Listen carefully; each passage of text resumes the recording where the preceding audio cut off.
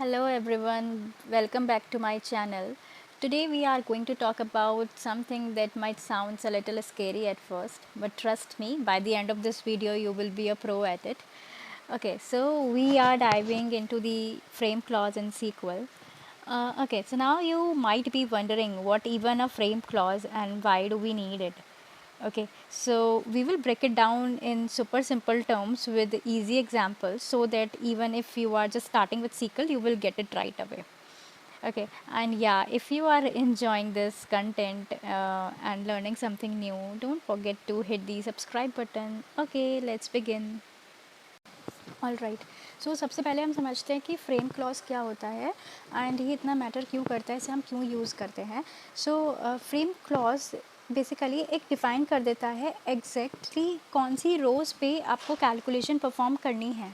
तो इसकी हेल्प से, फ्रेम क्लॉज की हेल्प से आप उन कैलकुलेशन को परफॉर्म कर सकते हैं. ठीक है, ये हमारा डिफ़ाइन करता है कि आपको कौन सी रोज़ इंक्लूड करनी है विंडो फंक्शन की कैलकुलेशन में. ओके, एंड फ्रेम क्लॉज को हम ओवर क्लॉज के अंदर लिखते हैं, ऑर्डर बाय के बाद लिखते हैं, इसलिए यहाँ पे बोला है on top of the order by. Okay, so अभी के लिए आप ऐसे समझो कि इसके पास एक कंट्रोल रहता है कैलकुलेशन परफॉर्म करने के लिए कि कौन कौन सी रो को ये सेलेक्ट कर रहा है कैलकुलेट करने के लिए. तो जैसे क्वेश्चंस जब आपके आते हैं मूविंग एवरेज से रिलेटेड या रनिंग टोटल से रिलेटेड, या फिर जब आपको कंपैरिजन करना होता है with in a subset of data, तब आप फ्रेम क्लॉज का यूज़ करते हो. ओके, नाउ लेट्स सी कि इसका स्ट्रक्चर कैसे होता है. ठीक है, तो फ्रेम क्लॉज का जो स्ट्रक्चर होता है वो कुछ इस तरीके से होता है कि यहाँ पे आप विंडो फंक्शन का नेम स्पेसिफाई करते हो, फिर आप ओवर क्लॉज लिखते हो, एंड पार्टीशन बाय ऑप्शनल है. अगर आपसे लाइक क्वेश्चन में पूछा जाता है लाइक सेल्स का डेटा है एंड आपसे पूछा जा रहा है प्रोडक्ट वाइज आपको सेल्स निकालना है, तब आप पार्टीशन बाय यूज़ करते हो. अदरवाइज आपसे क्वेश्चन में नहीं पूछा तो आप नहीं यूज़ करोगे, बट एक जनरल स्ट्रक्चर है ये. तो यहाँ पे पार्टीशन बाय लिखा हुआ है, देन ऑर्डर बाय के बाद आपको फ्रेम क्लॉज को स्पेसिफाई करना होता है. ठीक है, अब यहाँ पे लिखा है रोज़ और range between frame start and frame and. तो या तो आप रोज़ लिखते हो या रेंज लिखते हो, तो इसका हम डिफरेंस देखेंगे बाद में, सीक्वल में देखेंगे कि क्या डिफरेंस होता है. अगर हम रोज़ लिखते हैं तो क्या रिजल्ट मिलता है एंड रेंज लिखने में क्या मिलता है. ठीक है, frame start and frame and, तो यहाँ पे आपको टाइप जो होते हैं ना फ्रेम क्लॉज के, वो आपको स्पेसिफाई करना होता है. तो नेक्स्ट स्लाइड में देखते हैं कि क्या क्या हमारे टाइप्स होते हैं. तो अभी के लिए आप ऐसे समझो कि ये हमारा एक जनरल स्ट्रक्चर है फ्रेम क्लॉज को लिखने का. ठीक है, now we'll move to our next slide which is related to types. Okay, so ये हमारे टाइप्स होते हैं unbounded preceding, unbounded following, current row, and preceding and m following. तो आप ये देख पा रहे हो डायग्राम. तो यहाँ पे ये होता है करंट रो. ऐसे समझो आपके पास 5 रिकॉर्ड्स हैं, 5 रिकॉर्ड्स में से लेट से आप थर्ड रिकॉर्ड पे हो. ठीक है, तो थर्ड रिकॉर्ड पे आप हो तो वो आपके लिए क्या हो गई, करंट रो हो गई. एंड उस करंट रो के ऊपर जितने भी रोज़ आ रहे हैं वो हमारे हो गए अनबाउंडेड प्रीसीडिंग, एंड उसके नीचे जितने भी रोज़ आ रहे हैं करंट रो के नीचे वो हो गए अनबाउंडेड फॉलोइंग. अगर आपने स्पेसिफाई करना है कुछ स्पेसिफिक नंबर ऊपर जाने के लिए, करंट रो के ऊपर जाने के लिए, तो आप स्पेसिफाई करोगे एन प्रीसीडिंग. अगर आपको नीचे स्पेसिफाई करना है कोई नंबर कि मेरे को ठीक है नीचे के करंट रो से थोड़े नीचे के नेक्स्ट रोज़ के भी कुछ रिकॉर्ड्स देखने हैं, तो आप स्पेसिफाई करोगे एम फॉलोइंग. फॉर एग्जांपल आपने स्पेसिफाई करा 2 प्रीसीडिंग एंड 2 फॉलोइंग. ओके, सो वो क्या क्या इंक्लूड करेगा, 2 प्रीसीडिंग फॉलो इंक्लूड करेगा, आपका करंट रो भी इंक्लूड करेगा, और फॉलोइंग वाला भी, 2 फॉलोइंग वाला भी इंक्लूड करेगा. ओके, इसे काफ़ी अच्छे से समझेंगे जब हम क्वेश्चंस को सॉल्व करेंगे. Now let's move to next slide that is related to default frame clause. तो डिफ़ॉल्ट फ्रेम क्लॉज में क्या होता है, अगर आप कोई भी फ्रेम क्लॉज को स्पेसिफाई नहीं कर रहे हैं तो वो बाय डिफ़ॉल्ट क्या सीक्वल समझता है कि लिखा हुआ है range between unbounded preceding and current row. Okay, so let's move to SQL and देखते हैं कि कैसे हमें क्वेश्चन सॉल्व करने हैं. Okay, so let me start with a very basic and clear example that will help you understand like इसको हम कैसे यूज़ करते हैं and इसका क्या actual mean होता है. So यहाँ पे मैं सबसे पहले अपना डेटा आपको शो करती हूँ कि क्या डेटा है. Okay, so this is my data. So this is my sales table and I have 5 days and different sales. Okay, so day 1 में 100 का सेल हुआ है, day 2 में 200, day 3 में 300 and so on. ओके, सो सबसे पहले देखते हैं हम क्वेरी किस तरह से लिखते हैं, फ्रेम क्लॉज को वहाँ पे कैसे स्पेसिफाई करते हैं। तो मैंने लिखा सेलेक्ट, मुझे डेज चाहिए यहाँ पे एंड सेल्स भी चाहिए, एंड मैं यहाँ पे सम विंडो फंक्शन का यूज़ कर रही हूँ। ओके, तो सम में मेरे को क्या चाहिए, सेल्स का सम चाहिए। ओवर क्लॉज के अंदर हमें स्पेसिफाई करना होता है हमारा फ्रेम क्लॉज। ओके, सो यहाँ पे सबसे पहले हम डेटा को सॉर्ट कर लेंगे। तो ऑर्डर बाय डेज लिखा मैंने। अभी यहाँ पे हमें किस तरीके से फ्रेम क्लॉजिंग है उसको समझते हैं। यहाँ पे मैंने लिखा rows between unbounded preceding and unbounded following. ठीक है, मैंने ये लिखा एंड इसका मैंने एलियास दे दिया as total sales from sales table. Okay, अब इसे रन करते हैं, देखते हैं कि क्या रिजल्ट मिल रहा है। तो आप देखो 1500 मिल रहा है। तो यहाँ पे वो क्या कर रहा है, स्टार्ट कर रहा है from very first row and वो पूरा जा रहा है नीचे तक, जहाँ तक उसको रोज़ दिख रही है वहाँ तक, एंड वो उस पूरे को टोटल करके आपको टोटल दे रहा है। ठीक है, unbounded preceding and unbounded following. अगर हम इसे कॉन्सेप्ट समझते हैं तो फॉर एग्जांपल ये आपकी रो 1 है। ठीक है, फॉर एग्जांपल नहीं, ये सच में रो 1 है। ओके, सो ये आपका रिकॉर्ड है एंड आप अभी यहाँ पे सेल देख रहे हो, यहाँ पे आपकी 100 की सेल हुई है। तो ये आपके लिए अभी क्या हुआ, करंट रो हुई। अब इसके ऊपर कोई आपको रिकॉर्ड्स दिख रहे हैं, नहीं दिख रहे। इसके नीचे आपको दिख रहे हैं, हाँ दिख रहे हैं, बिकॉज यहाँ पे आपने लगाया है frame clause unbounded preceding and unbounded following. ठीक है, तो ये करंट रो को इंक्लूड करेगा, अनबाउंडेड प्रीसीडिंग इसको जितनी भी रोज़ मिलेगी उसको इंक्लूड करेगा, और अनबाउंडेड फॉलोइंग में इसको जितनी भी रोज़ मिलेगी उसको करेगा। तो इस रिकॉर्ड के लिए प्रीवियस कुछ नहीं है, बस फॉलोइंग में ही है। तो इसने सब कुछ ऐड कर दिया, 500 plus 400 plus 300 plus 200 plus 100 which will give you 1500। ठीक है, फिर ये सेकंड रिकॉर्ड पे आया। चलो इसे एक्सेल में समझते हैं अच्छे से। ओके, सो यहाँ पे हम अच्छे से समझते हैं। सो जो रेड कलर में मार्क है नंबर, वो हमारा करंट रो है। जो येलो कलर में है वो हमारा प्रीसीडिंग रोज़ है, एंड जो ग्रीन कलर में है वो है फॉलोइंग रोज़। सो सबसे पहले रिकॉर्ड 1 पे आए तो करंट रो लेता है एंड देखता है अनबाउंडेड प्रीसीडिंग, इसको कितने रोज़ मिल रहे हैं, इसको पहले करंट रो से पहले कितने रिकॉर्ड्स मिल रहे हैं एंड करंट रो के बाद इसको कितने रिकॉर्ड्स मिल रहे हैं। तो पहले तो कोई भी रो है ही नहीं, लेकिन बाद में है। तो इसने क्या करा, 100 प्लस 200 प्लस 300 प्लस 400 प्लस 500 करा एंड 1500 इसको मिल गया। ठीक है, फिर सेकंड रिकॉर्ड पे आया। सेकंड रिकॉर्ड पे अपना करंट रिकॉर्ड लेगा, करंट रिकॉर्ड के पहले देखेगा इसके कितने रोज़ मिल रहे हैं एंड अनबाउंडेड फॉलोइंग में इसको कितने मिल रहे हैं। तो उसने 200 प्लस 100 एक ही रिकॉर्ड मिल रहा था प्रीसीडिंग में, एंड बाद में 300 400 500 मिल रहा था, उसको ऐड कर लिया। ओके, थर्ड रिकॉर्ड पे गए। थर्ड रिकॉर्ड पे करंट रो लेगा, सेम है, अनबाउंडेड प्रीसीडिंग जितने भी इसको रोज़ मिलेंगे करंट रो से पहले उसको मेंशन करेगा, एंड जितने भी बाद में मिलेंगे उसको मेंशन करेगा। ठीक है, सेम 400 के लिए भी करा है, लाइक करंट रो का लिया है, अनबाउंडेड प्रीसीडिंग ऑल रोज़ जितने इसको मिल रहे हैं एंड उसके बाद फॉलोइंग रोज़ को जितने भी मिल रहे हैं वो लिया है। तो 1500 फिर से मिल गया। एंड आप देखोगे जो लास्ट रिकॉर्ड है उस पर भी यही करा है कि करंट रो लिया है और प्रीसीडिंग में इसको जितने रिकॉर्ड्स मिल रहे हैं इसने सब लिया है, 400 plus 300 plus 200 plus 100, and following में एक भी नहीं मिल रहा है तो कुछ भी नहीं लिया है। तो आप चाहे कोई से भी रो पर हो इधर, चाहे आप फोर्थ रिकॉर्ड पर हो, चाहे आप थर्ड पे हो, आपको वो हमेशा जितने भी रिकॉर्ड्स आपके डेटा सेट में हैं वो उसका टोटल करके देगा, अगर आप सम यूज़ कर रहे हैं तो इसका यूज़ केस समझ लेते हैं जल्दी से। इसका यूज़ केस ये है, जब आपसे पूछा जाता है कि ओवरऑल टोटल क्या होगा या किसी ग्रुप का टोटल क्या होगा, तब आप पार्टीशन बाय करके बताओगे। एंड ये आपसे पूछा जाता है कि इस पूरे डेटा सेट का एवरेज क्या होगा। ठीक है, इवन जो मैक्स और मिन आपसे पूछा जाता है डेटा सेट में, आपको बताना है कि क्या है, तो भी आप वहाँ पे यूज़ कर सकते हैं। अभी यहाँ पर चलते हैं,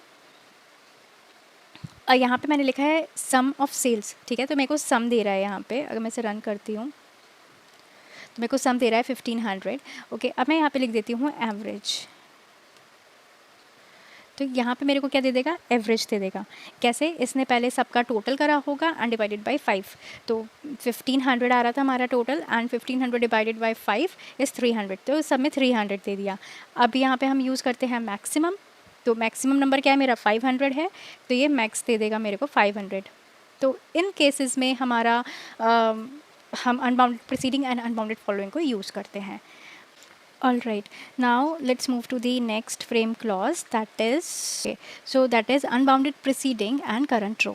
ओके, सो इसका क्या मतलब होता है, पहले सबसे पहले हम क्वेरी में समझ लेते हैं। सेम क्वेरी लिखेंगे इसके लिए भी।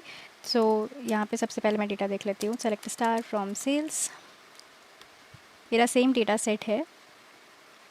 ओके, सो यहाँ पे सबसे पहले मुझे क्या चाहिए, डेज चाहिए, सेल्स चाहिए, एंड अब हम यहाँ पे अपना फ्रेम क्लॉज लगाते हैं। ओके, सो यहाँ पे मैंने कहा सम करना है मेरे को। सम मैं विंडो फंक्शन यूज़ कर रही हूँ। सम किसका करना है, मुझे सेल्स का करना है। ओवर, हम ओवर क्लॉज में स्पेसिफाई करते हैं जैसा भी हमने देखा। तो सबसे पहले मैं अपना डेटा को सॉर्ट कर देती हूँ, तो ऑर्डर बाय डेज, एंड यहाँ पे हम लिखते हैं अपना frame clause, rows between unbounded preceding and current row as running total। ठीक है, एंड इसे रन करते हैं। सी, सो अब देखते हैं ये किस तरीके से वर्क करता है। ये अनबाउंडेड प्रीसीडिंग है, तो आप समझ गए होंगे अब कि अनबाउंडेड प्रीसीडिंग मतलब कि जो करंट रो पे है, करंट रो पे वो देखेगा कि उसको प्रीवियस रिकॉर्ड्स कितने मिल रहे हैं, उसको ऐड करेगा। एंड अब यहाँ पे अनबाउंडेड फॉलोइंग तो नहीं दिया है, तो फॉलोइंग तो बिल्कुल भी नहीं करेगा, एंड करंट रो को ऐड करेगा साथ में। ठीक है, तो करंट रो और हमारे प्रीवियस रोज को ऐड करेगा। ठीक है, सो फर्स्ट रिकॉर्ड पे चलते हैं, वापस से एक्सेल पे चलते हैं, समझते हैं इसको। ओके, सो यहाँ पे फिर से वही है, हमारा जो रेड कलर में है वो करंट रो है, और जो येलो कलर में है वो हमारा प्रीसीडिंग रोज है। ठीक है, तो पहले रिकॉर्ड पे आया, पहले रिकॉर्ड पे इसको कुछ भी प्रीसीडिंग नहीं मिला, तो इसने करंट रो को ही लिया, एंड 100 है तो हमारा क्या रिज़ल्ट में आया, 100 आया। ठीक है, फिर सेकंड रिकॉर्ड पे गया। सेकंड रिकॉर्ड में एक तो करंट रो का लेगा ही लेगा, तो 200 लिया है, हमारा करंट रो रेड में है, राइट। तो 200 लिया है, एंड प्रीवियस इसको जितने मिलेंगे उसको ऐड करेगा। तो प्रीवियस इसको क्या मिल रहा है, सिर्फ एक ही रिकॉर्ड मिल रहा है, वो भी 100। तो यहाँ पे 100 हो गया, तो टोटल क्या हो गया, 300। थर्ड रिकॉर्ड पे आया तो करंट रो लेगा, एंड प्रीसीडिंग जितने भी रिकॉर्ड्स इसको मिल रहे हैं वो लेगा। तो 200 मिल रहा है एंड 100 मिल रहा है, तो current row plus all the previous records. तो यहाँ पे हमारे क्या हुआ, 300 plus 200 plus 100 is equal to 600। Then fourth record पे आया, करंट रो लेगा, एंड इसको जितने भी प्रीसीडिंग रोज मिल रहा है वो लेगा। तो 400 plus all of the preceding rows, तो आपको मिल गया 1000। देन ये फिफ्थ रिकॉर्ड पे आया, फिफ्थ रिकॉर्ड पे 500 लिया करंट रो, एंड जितने भी प्रीसीडिंग रोज इसको मिल रहे थे वो लिया इसने। तो 400 प्लस 300 प्लस 200 प्लस 100 प्लस 500, इसको क्या मिल गया, 1500। ठीक है, तो यही हमारा रिजल्ट में आ रहा है 100, 300, 600, 1000 एंड 1500। तो अब इसे समझ लेते हैं, ये कहाँ पे यूज़ कर सकते हो। जहाँ पे आपसे बोला जाए कि आपकी अब तक सेल कितनी हुई है, तो आपको पता लग रहा है डे 5 तक आपकी 1500 की सेल हो चुकी है, या फिर मैं डे 4 का बोलती हूँ तो डे 4 में 1000 तक की सेल हो चुकी है। तो आपसे जब पूछा जाता है ना कि अब तक सो फार अब तक क्या प्रोग्रेस है, तब आप फ्रेम क्लॉज का यूज़ करते हैं इस तरीके से, unbounded preceding and current row. Okay, now let's understand the frame clause to preceding and current row। Okay, so इसका क्या मतलब होता है, अब आप नेम से ही समझ गए होगे। जो करंट रो है, करंट रो के ये कितना ऊपर देखेगा, 2 रोज अबव देखेगा, क्योंकि यहाँ पे 2 प्रीसीडिंग लिखा है, एंड करंट रो तो इंक्लूड करेगा ही करेगा। सो यहाँ पे एक छोटा सा एक स्लाइडिंग विंडो बन चुका है, जो इसके ही बेसिस पे कैलकुलेशन परफॉर्म करेगा। ओके, सो ऐसे क्वेश्चंस में आप फ्रेम क्लॉज तब यूज़ करते हो जब आपसे पूछा जाता है मूविंग एवरेज। अब मैंने यहाँ पे 2 लिया है, सो 2 and plus 1 more row, that is for current row, right। so 2 plus 1 मतलब 3। so यहाँ पे जैसे आपसे पूछा जाता है कि मूविंग एवरेज आप निकालो लास्ट 3 डेज़ का, ठीक है, तब आप यहाँ पे इस तरीके से यूज़ करोगे, 2 प्रीसीडिंग एंड करंट रो। सो इसको फटाफट से क्वेरी में भी देख लेते हैं कि क्वेरी में कैसे लिखते हैं। सेलेक्ट, सबसे पहले मैं डेटा देख लेती हूँ, select star from sales. Okay, so same है, मेरे को यहाँ पे डेज़ चाहिए, सेल्स चाहिए एंड अब हमें मूविंग एवरेज निकालना है, तो मैं एवरेज विंडो फंक्शन का यूज़ कर रही हूँ एंड मेरे को किसका एवरेज निकालना है, सेल्स का निकालना है। ओवर क्लॉज में हमें स्पेसिफाई करना होता है, तो सबसे पहले मैं डेटा को सॉर्ट कर लेती हूँ। यहाँ पे मैं बोलती हूँ ऑर्डर बाय डेज एंड यहाँ पे अब हम मेंशन करते हैं अपना frame clause, rows between two preceding and current row as moving average last 3 days। Okay, so एक और चीज़ समझ लेते हैं। यहाँ पे मैंने 2 प्रीसीडिंग लिखा है, आप यहाँ पे कोई भी नंबर स्पेसिफाई कर सकते हो जो आस्क है उसके अकॉर्डिंग, एंड यहाँ पे 3 डेज़ का था इसलिए मैंने 2 प्रीसीडिंग लिखा है, ठीक है, 2 प्रीसीडिंग एंड करंट रो। तो जब मैंने इसे रन किया तो अब आप देखो मेरे को एवरेज किस हिसाब से मिल रहा है, कैसे कैलकुलेट हो रहा है, इसको समझते हैं। तो इसको समझने के लिए वापस से एक्सेल में चलते हैं एंड इस डेटा को मैं कॉपी भी कर लेती हूँ।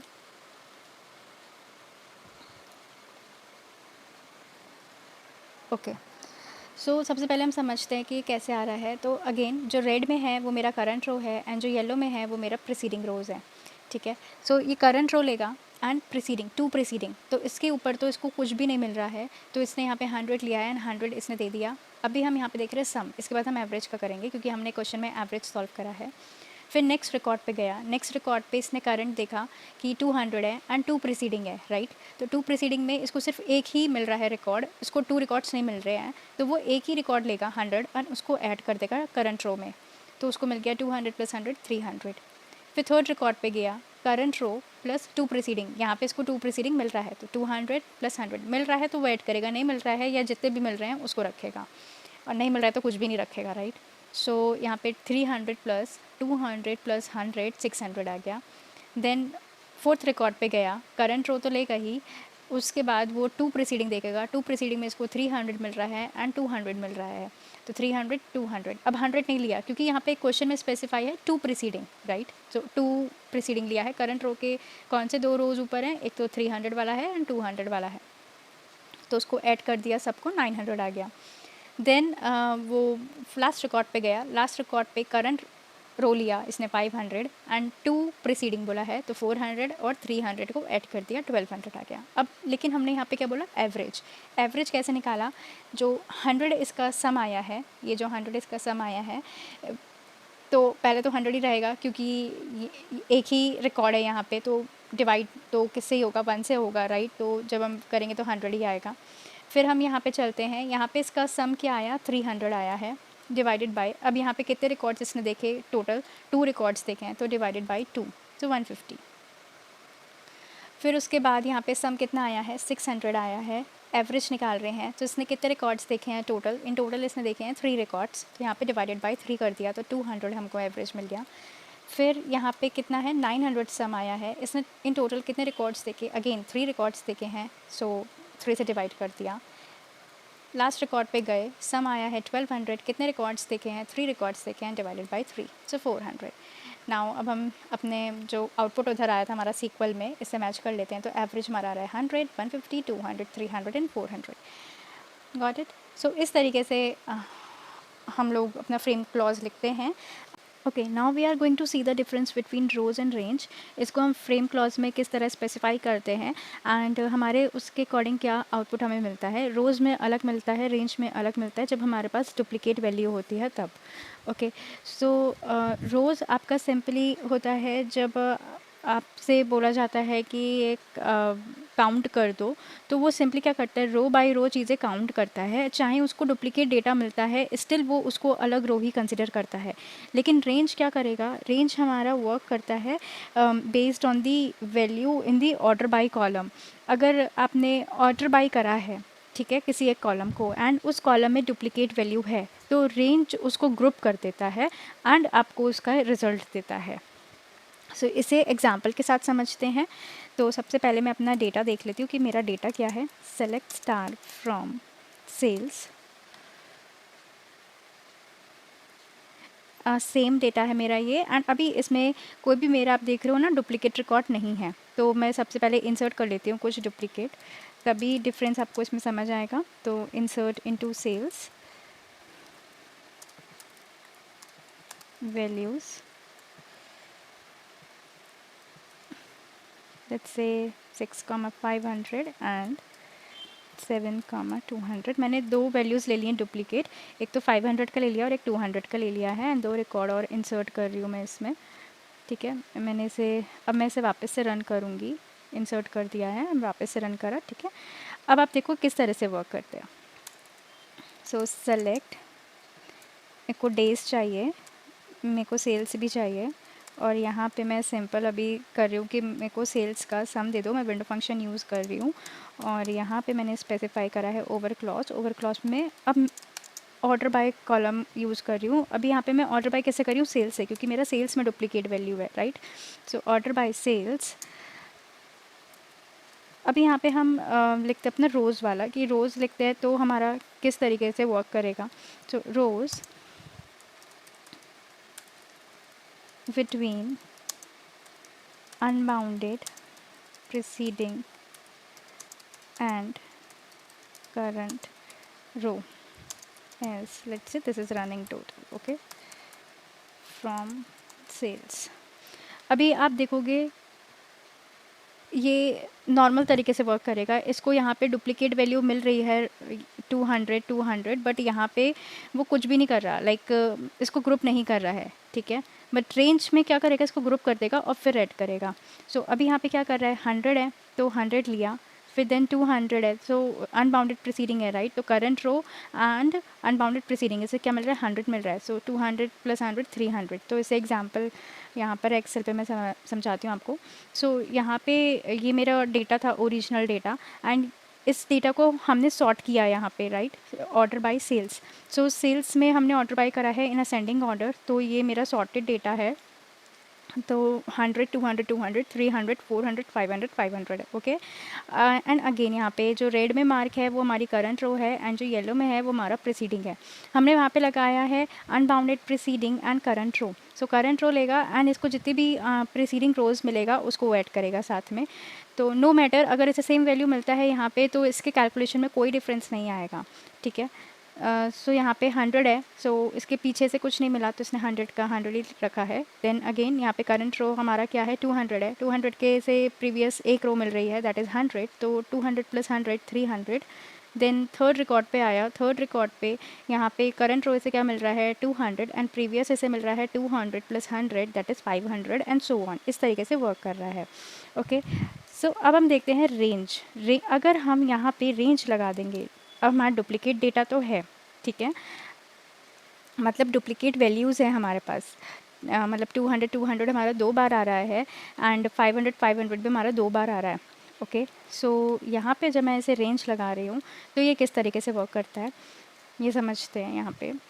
सो अगेन इसको मैंने यहाँ पे सॉर्ट करा है सेल्स के बेसिस पे। सो यहाँ पे डेटा मेरा असेंडिंग ऑर्डर में सॉर्ट हो गया है। इसके बाद अब आप देखो यहाँ पे रेड येलो तो करंट एंड प्रीसीडिंग है रिस्पेक्टिवली, बट ये जो ब्लू है वो हमारा सेम वैल्यू है। जैसे आप देखो यहाँ पे 200 200 2 बार आ रहा है, एंड 500 500 भी 2 बार आ रहा है। तो ये किस तरीके से होगा, करंट रो में 100 है, प्रीवियस इसे कुछ नहीं मिल रहा, 100 रखा। अब यहाँ पे 200 है, इसने चेक किया पूरे डेटा सेट में कहीं पे इसे 200 और मिल रहा है, तो इसने देखा हाँ मुझे एक और रिकॉर्ड मिल रहा है 200 का। तो इसने क्या करा, इन दोनों को ले लिया। हमने यहाँ पे अनबाउंडेड फॉलोइंग नहीं लगाया है, बट इसने रिकॉर्ड लिया नीचे फॉलोइंग करके जाके भी इसने रिकॉर्ड चेक किया। क्यों, क्योंकि यहाँ पे हमने रेंज यूज़ किया है, ओके। सो रेंज में वो क्या करता है, चेक करता है कि जो मेरी वैल्यू है वो कहीं और तो नहीं है। तो 200 है, 200 इसने चेक करा कहीं और है, तो इसने कहा हाँ मेरे को एक बार और मिल रहा है 200, तो 200 अपना करंट वाला तो लिया ही लिया, एंड जो सेम वैल्यू था वो भी लिया, एंड अनबाउंडेड प्रीसीडिंग हमने लिखा है क्लॉज में, तो प्रीसीडिंग तो लेगा ही लेगा। ठीक है, सो ये हमारा हो गया 500। एंड जब नेक्स्ट रिकॉर्ड पे जाएगा जितने भी हमारे 200 वाले होंगी सेल्स, उसमें वो सेम 500 का 500 लिख देगा, ओके। फिर 300 पे गया, 300 पे करंट लिया and all previous sales unbounded preceding, क्योंकि 300 से कहीं और इसके अलावा नहीं मिल रहा तो इसने फॉलोइंग करा ही नहीं, ओके। सो 400 पे गया, 400 पे करंट एंड ऑल प्रीसीडिंग, 1200 आ गया। देन 500 पे गया, 500 पे इसने चेक किया फिर से कि है क्या, तो हाँ इसको मिला, 2 रिकॉर्ड मिले 500 के। तो एक अपना तो करंट वाला रखा ही, और प्रीसीडिंग वाले भी रखे हैं ये सारे 400 से लेकर 100 तक। एंड जो ब्लू में है ये 500, ये इसने सेम वैल्यू वाला रखा है। तो यहाँ पे आ गया 2200। 2200 अब यहाँ पर आया, तो जहाँ जहाँ पे सेम वैल्यू रिपीट हो रहा होगा वहाँ वहाँ पे 2200 इसने रख दिया, मतलब जो सेम वैल्यू सम अप करके आएगी वो रख दिया। सो ये हमारा हो गया रेंज। ठीक है, यहाँ पे क्या करता है, ये डेटा को ग्रुप कर देता है। एक इसने इसका ग्रुप बना दिया और एक ग्रुप बना दिया इसका, सेम वैल्यू देखा। लेकिन यही सेम डेटा जब मेरा रोज़ के लिए था तो वैसा नहीं करा, ये रो बाय रो चला और सेम वैल्यू मिलने के बाद भी उसने ग्रुप नहीं किया। सो ये हमारा डिफरेंस होता है। अगर मैं इसको डेज़ के बेसिस पे सॉर्ट करती तो मेरा क्या आता, ठीक है, तो मेरे को सेम वही मिलता जो मुझे रोज़ के लिए मिला है, क्योंकि यहाँ पे मेरे डेज़ अब मतलब सेम नहीं हो रहे हैं। सो जो रेंज वर्क करता है वो हमारा वो होता है based on order by clause. Okay, so जो आपने ऑर्डर बाय में मेंशन करा है उसके अकॉर्डिंग यहाँ पे रेंज वर्क करती है। अगर आपने ऑर्डर बाय में डेज़ मेंशन किया होता, एंड डेज़ आपके यहाँ पे कोई भी आप देख रहे हो ना, कोई भी सेम नहीं है, सब डिफरेंट डेज़ हैं 1 से लेकर 7 तक, 1 2 3 4 5 6 7 सब डिफरेंट है। तो यहाँ पे उसने जो लाइक कैलकुलेशन परफॉर्म करी होती वो रोज़ की तरह परफॉर्म करी होती, भले ही आपने उधर रेंज लिखा होता। अब जैसे मैं आपको यहाँ पे दिखाती हूँ, यहाँ पे मैं कर देती हूँ डेज़, ठीक है। सी यहाँ पे जब मेरा था सेल्स, ऑर्डर बाय सेल्स, तब मेरा कैलकुलेशन क्या आ रहा था, मेरा कैलकुलेशन आ रही थी तब इस तरीके से 100 500 500 800 1200 एंड सो ऑन। ठीक है, अभी मैंने डेज़ लिखा है तो मेरी कैलकुलेशन कैसे आ रही है, जैसे मेरी रोज़ में लिखी हुई है, रोज़ के लिए है उस तरीके से आ रही है, क्योंकि यहाँ पे अब ये सॉर्ट हो गया है डेज़ के बेसिस पे। अब वो पूरा चेक नहीं करेगा कि उसे 200 फिर से मिल रहा है या नहीं मिल रहा है। आई होप आपको ये क्लियर हुआ होगा। ये बहुत ही इंपॉर्टेंट कॉन्सेप्ट होता है जो हमें समझ आना चाहिए कि कहाँ पे कौन सा फ्रेम क्लॉज हमें यूज़ करना है क्वेश्चंस के अकॉर्डिंग। हम इससे रिलेटेड और भी क्वेश्चन सॉल्व करेंगे, एंड वहाँ पे हम थोड़े रियल बेस्ड क्वेश्चन सॉल्व करेंगे, सिनेरियो बेस्ड क्वेश्चन सॉल्व करेंगे जो इंटरव्यू में पूछे जाते हैं। सो thank you so much for watching this video. Stay tuned for more. Thank you. Bye bye.